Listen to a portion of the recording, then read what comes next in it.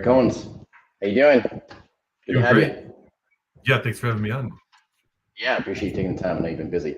So for those of you who are out there listening for the first time, this is the BizNexus Roundup. I'm Adam. I run BizNexus, and we have intermediaries from our partner network come on periodically to talk about their area of expertise. We've got Eric Owens from App Business Brokers today, and Eric is a really interesting guy because you spent really a lifetime, the duration of the majority of your career, focused on the space that has become so hot just in recent years. But you've been at this for a long time now, and you've seen the evolution of the industry. So I'm pretty excited to hear your take on where that's going and where it is right now compared to where that's been in the past. So thanks again, Eric. Yeah, definitely. Yeah, thanks for having me on. Cool. So Eric, if you don't mind, maybe just touch on that with your history. And you have been at this for a really long time, which in this industry is a bit of an anomaly, I think, with all the people who've just been coming in recently. So if you could just touch on kind of how you got in this and App Business Brokers and what you guys do and why that's relevant to why we have you here today, that'd be great. Yeah, absolutely. I got started in internet business world back pretty early on. Like started out part-time 1999 or so, and doing some different niche website stuff, and then teamed up with a couple of partners, started a business called Nitro Marketing, where we did like publishing stuff for authors and experts. And then during that process, me and one of my partners were, he was looking to buy a new car, I was looking to buy a house, and we had a couple of these small software websites that they made us each a couple grand a month, but nothing full time. So we came up with the idea of maybe we could sell them off. Back then, there was no online brokerages or any of that stuff like there's nowadays. So we just went ignorance on fire, figured out a way to sell them, found a buyer. And when we closed, we both made more money in a day than we'd ever made in a year before. So that was like the big light bulb moment for me of, oh, hey, maybe there's an opportunity to line up deals for other people. Had a big network of internet business owners. So just started lining up deals. Wasn't anything I ever like planned on doing, but I kind of fell into it. So it was a great opportunity. And then once I worked with a few seller clients, really loved it, where just loved helping someone sell their business and can change their life in many different ways, even more than they might expect than just beyond the money. So and then kept doing it since then. Probably about 15 years ago, we started doing more mobile app deals than internet business deals, and been focused on that more so since. We still do some SaaS and e-commerce deals, but heavily focused on mobile apps. So. Yeah, and so you were kind of making this market when you first started out, right? I mean, this is when the internet was really taking off, and you hopped into the intermediary role where you were educating buyers and then helping sellers along the way because there wasn't a proven buyer market. Like that was, fair to give you some credit in that regard, right? Yeah, definitely. Yeah, when that started out. All right, so you've been around for a while. Maybe just, I'm gonna try to shut up and listen, but really what we want to try to touch base on is what you're seeing out there in terms of deal activity, right? Buyer activity, seller activity, how that's compared to really like the last 12 months, and then what you see kind of come down the pipe heading into, the elections and the end of the year in 2025. How's it been with deal activity just, over the past 6 months or so in the app space? Yeah, definitely. It's been a little bit up and down over the last probably like 2 years ago. Last 6 months have been still pretty active. Back a couple years ago, there was a bunch of activity where there were some app aggregators that kind of took on the Amazon aggregator model and started doing it with apps. Some to varying degrees of success. Some of them were kind of broad. They were just getting deals done, I think, largely to appease investors. And then they've since refocused on specific niches and higher quality products or apps with more history. We're still getting deals done. I'd say one thing we've seen over the last 6 months is more and more individual buyers that have been looking at app businesses where they maybe had success in some other industry, and now they're looking to get a mobile app. So like the lifestyle aspect to it, where it's one of the few businesses still where you can run it on a part-time basis and make a full-time income. So more individual buyers. And then I'd say buyers are getting more selective now. There's a little bit less access to debt-based financing and more criteria around that. So they're more selective, and multiples have come down some. But hopefully that'll rebound going into 2025. Because for a while there, these aggregators, how many of these things flamed out? They were all over the place it seems like it's cleared up a little bit, but every individual buyer out there was competing with one of these monster aggregators who'd raised capital. Yeah, definitely. Yeah, tough for a individual to individual will buy something at, whatever, 4, 5, 6 times earnings kind of numbers, but those aggregators could overpay. So some of them did, Yeah. not smartly, some of them, but I think some of the Amazon ones took a bigger hit than the app ones. But Yeah. But so you think that's cleared up a little bit? I mean, is it easier for those individual buyers? yeah, definitely. Yeah, I think there's the aggregators now are way more focused on some specific niches. So the still opportunities for individual buyers to pick stuff up at at a good price, or at least good enough price so they can get a good ROI on it. So. Yeah. So who are the individual buyers you're working with? I mean, are you typically working with like search funders, or people who have a tech background, or people who don't? Like, I mean, is it all the above, or are you working with people who are out there building apps? They want to buy their way into the next thing, or who's the typical buyer for you that you're working with? Yeah, usually the individual buyers are someone where they've had success either in a career, professionally, or maybe they sold a business before and now they're looking for something new, and they've honed in on apps just because they see it as a still a growing industry, and some of them too have bought businesses before where they're kind of applying their experience with that to apps, so they kind of know how to buy smart, put a team of people in place to run it and grow it ongoing, so they're comfortable with that aspect. That's one thing I've seen with some of our app seller clients. They tend to skew younger, where they start out with an idea, does well for them, and then but they don't want to grow a team of people. They don't want to turn it into a real business where they have a whole staff. So opportunity for some of these people with more business management experience to come in and take something and grow it. So that's what we've seen with individual buyers. It's kind of their mindset, what they're looking for. But yeah, everyone from just straight up people, individuals from cash to there's a few search fund people, but definitely more people that have had experience with other businesses and sold or career wise. So. Is that kind of what you're saying with the sellers too? When you're working with engineers who just get bored, or I mean, builders who just want to move on?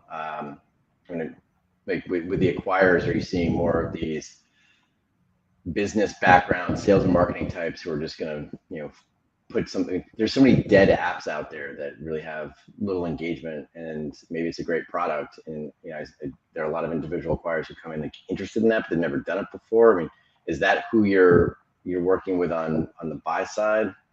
I'm trying to figure out if you're still working with the builders, or if, On the buy side, I say it's more the ones that have experience growing something, like taking something that's already up and already going and successful, and then they can take it and expand it. On the seller side, they tend to skew younger, where and lots of times it's someone who came up with a good product idea, and maybe they got good at one way of generating downloads or traffic and one way of monetizing, but they might not go beyond that much, kind of stay within their comfort zone. Some of them do well too, just with getting organic traffic, not even do much with paid marketing or user acquisition, where some of the buyers have experience with that, just paid advertising in general, and they can come in and they see all the opportunities that the low-hanging fruit that the current owner is kind of leaving on the table, and they can come through and see ways to get that without investing a huge amount of capital. So that's the opportunity that they've been looking at. So you're working with a pretty big group of repeat acquirers and people who have that kind of playbook, and they're really just looking for the opportunity to snap it up and plug it into their system. Yeah, definitely. Yeah. Any recent deals that kind of highlight that, or anything you can highlight that you've been working on that would be in the individual buyer space that's worth chatting about? Yeah, like right now we're selling one where it's a just really basic app, but does call recording stuff. Where the buyer's a guy who's had success in the energy industry, and is looking for his wife has her own business. He's looking for something he can do, kind of like semi-retirement mode, where he can run it as a lifestyle business, still have something to do and play around with, but not a full-time hours requirement for him. And then just sold another one to an individual previous business owner that bought a sleep app that where he's kind of coming in, redoing the product and the marketing for it. So same thing there. Like I said before, he sees the opportunity with the low-hanging fruit that the previous owner kind of let it decline a little bit, let the product stagnate a little bit. So he's coming in and freshening that up and giving it a reboot. Are most of those individual buyers looking for a side hustle, or are they looking for the full-time grow a business opportunity?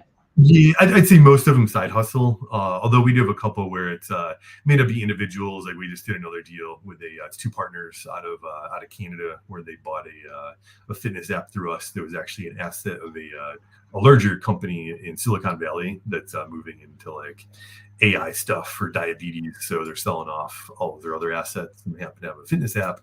So these guys bought it, doing a ton of improvements to it, where they're very experienced in the app space, but so they'll probably take that and leverage it up, get a nice ROI out of it. But So you were working with a larger company and just helped peel that off. You just divested this app and sold it to the acquirers. yep, yeah, exactly, yeah. Interesting. Okay. So what do you see in terms of financing these things? I mean, that's kind of sticky for an individual acquirer, right? I mean, how are these deals getting done? Is it ton of seller financing? Like, what is the if you had to generalize, what do transactions look like now? And has there been a big change between what you were seeing 6 months ago, a year ago, and the way they're financing these deals at the moment?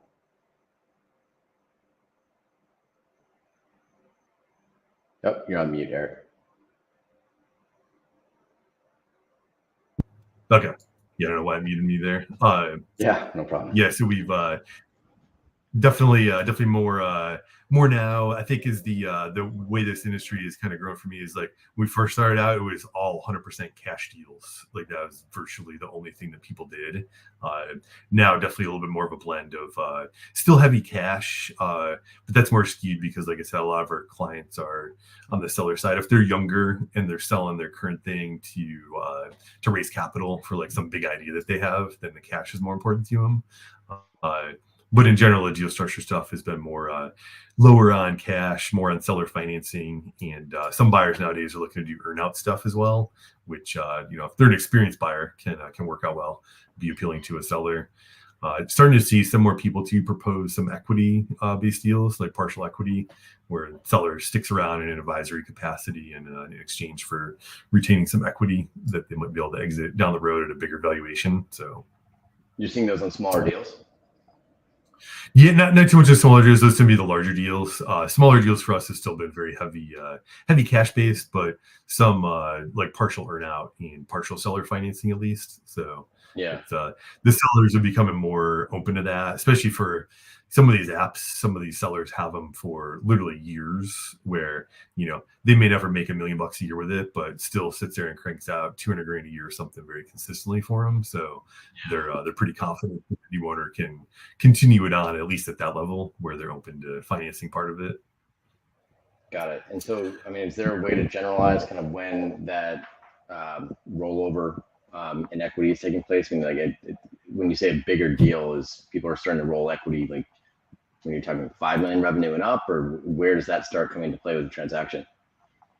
Yeah, I guess probably more based on profit, but largely stuff where it's $1 million a year more in profit that that it's doing. Those deals, where they might end up being $4 or $5 million deals and up on transaction value. Those are ones where definitely I think sellers should expect some amount of either seller financing, earnout, or equity, or some combination thereof, and not just all cash. But yeah, nice way to get it, but that that's more realistic that they're doing a blend of compensation there. So yeah. And so if you're running an app at that size, you can expect to deal with their more sophisticated buyers, and they're going to have that playbook. They're going to have those asks for seller financing for an earnout potentially, if that's something that they want. But that's something that you'd talk about with your clients if they're a substantial size.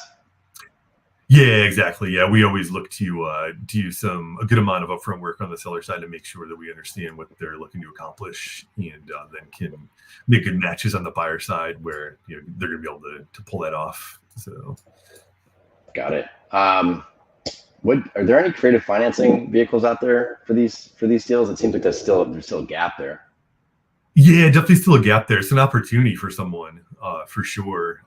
Bupos was starting to do some app deals for a while. I think they put a pause on their financing for like 12 months just recently.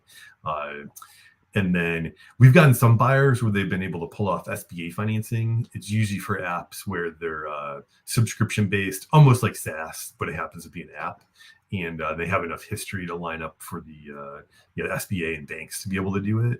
But hopefully that trend continues. That can be some great financing options in the right scenario.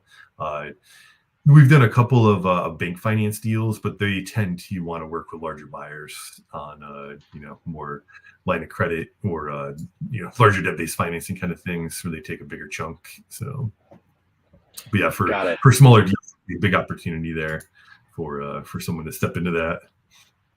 So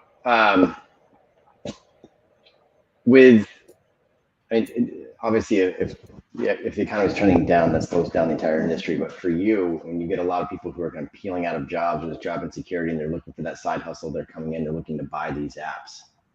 What do you see happening with that going forward, right through year end, maybe into next year?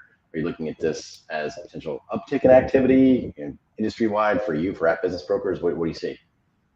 Yeah, definitely. Yeah, we've seen more, like I said, more and more buyers. It seems like every month that are looking at apps than we've ever seen before, and I think that trend is going to continue just because, like I said, lifestyle-wise, it's a much lighter kind of business versus even like e-commerce. Where you got to deal with inventory and cash flow management, and as the business grows, that just gets more complex. Where with apps, it's usually just a matter of adding on, maybe adding your team a little bit or adding paid marketing and things like that, where it's a little less capital intensive as you grow it and scale it up. So I think there's going to be a good opportunity for some people to buy some deals smartly and then do the low-hanging fruit stuff that the previous owner didn't want to do, and then whatever, a year or two down the road, flip them for a larger payday when they've improved it and turned it into more of a real business and not just a app that generates cash flow kind of scenario. So that's what's so fascinating about your space. Some of these things are just putting out so much cash, right? The margins are so good, and you have owners who just haven't done anything. They haven't really put money in. I mean, they've got ads going, but really nothing else. Even a formal buyer come in with a process for growing it. If you can find the right thing, there can be great opportunities and cash flow to fund whatever financing you're putting into place to get the deal done. Yeah, definitely. Then we've had some buyers too where they're using they'll do like one acquisition. They might have other product ideas for the niche, but they're just buying it to have a base to be able to kind of roll out other products to that same niche market. Another smart way to do it. But or buying one of these kind of dead apps for their distribution list. We see a lot of that too. Yeah, a lot of increase there. Yeah. Okay, so you see a lot of individual buyers, but for you, that's got to be tricky, because if you have an app that's selling, you think it'll just sell 100% cash, I guess you just bet buyers by, do you have cash or not? But if it's a larger deal, right? But if it's a larger deal where, these sellers might have to stay on board. I mean, are you doing that differently? I mean, or how are you? I imagine that's kind of more of a closed auction, and you're vetting these buyers pretty closely since it's so competitive for the good deals, for the bigger deals still. Yeah, definitely on the larger deal side, smaller pool of buyers. Personally, I love working on those deals even better, just because the buyers tend to be like super pros at what they do. So yeah, for us as intermediaries, we get quick no's or yeses, and usually if they move forward, then it's a one big round of questions, and then they either move forward or they don't kind of scenario. And usually they have access to whether it's investor capital on hand or debt-based financing that they can get deals done with. The one challenge is like they'll only buy stuff these days, seems like, where it's either flat or growing. If it's on a decline, then a lot of the debt-based financing is just out the window. They just can't do it and be able to pull it off, because it's sometimes relatively expensive at the moment. So hopefully for that stuff, interest rates come back down, and buyers will be able to do more deals, and better valuations on that. So I think we just got a 50 basis point cut like 30 minutes ago for nice. So we'll see. Yeah, we'll see where all that goes. But financing, generally speaking, has tightened up, and still looks like it'll be an issue at least through year end. Yeah, I think so, at least in our space.